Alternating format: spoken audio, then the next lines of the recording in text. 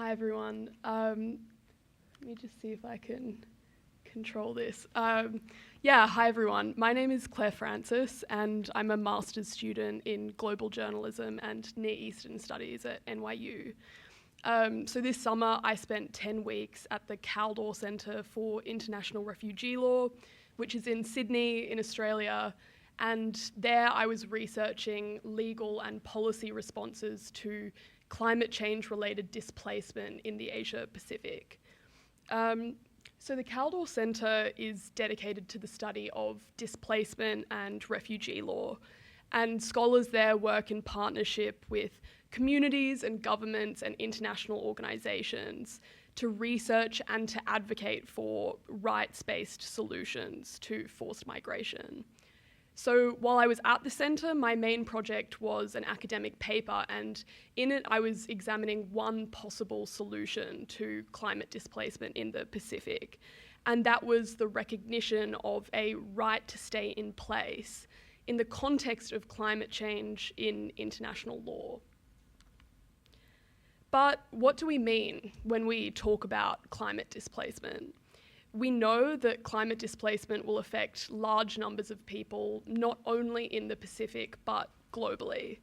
But for small island states in the Pacific, like Kiribati or the Marshall Islands or Tuvalu, there is an existential threat because of increasingly frequent and severe sea level rise, coastal erosion, and extreme weather events.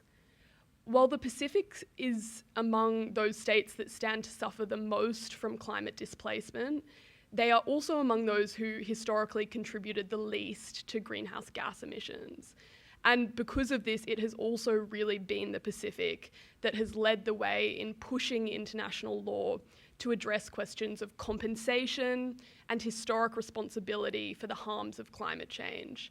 And my paper was really inspired by the work of organisations like Pacific Islands Students Fighting Climate Change, who are reimagining what the idea of human rights could look like in pursuit of climate justice. Oh, back we go. So what would it mean to recognise that people have a right to stay in place in the context of climate change? I wanted to share 2 points on this question. First is that this right is about recognising the unique loss that people experience when climate change forces them to leave their homeland. So during my thesis fieldwork with organisations working on climate and gender justice in Bougainville in Papua New Guinea, which I conducted after I finished at the Kaldor Centre, Amanda Misono, who's a politician from the Carteret Islands in Bougainville, expressed to me that even if there was nothing left on the atolls but a reef, some people would not wish to resettle, and others would temporarily migrate to the mainland when food was scarce, but ultimately return. So when it comes to a right under international law, this means that countries like the United States should support people to maintain a connection to land, whether that's by providing safe and reliable boats to allow people to make the 3-hour journey from the atolls to the mainland, or supporting temporary relocation so people can grow food during periods of scarcity, or ensuring that any planned relocation that does occur takes place only with extensive community involvement and consultation. So the right is also about recognising the importance of migration pathways for those who do wish to leave that give people a truly free and informed choice. My thinking on this issue really draws upon the work of Professor Jane McAdam, the former director of the Kaldor Centre, and the Pacific Regional Framework on Climate Mobility, which Professor McAdam and other researchers from the Kaldor Centre worked with Pacific governments to draft. Second, though, the paper also examines, instead of placing the burden on Pacific countries to adapt to climate change, what it would mean to recognise an obligation on countries like Australia and New Zealand and the United States to mitigate their emissions so that climate displacement becomes less likely. This part of my research, and later my thesis fieldwork in Bougainville in Papua New Guinea, really emphasised to me that legal reform alone is not enough.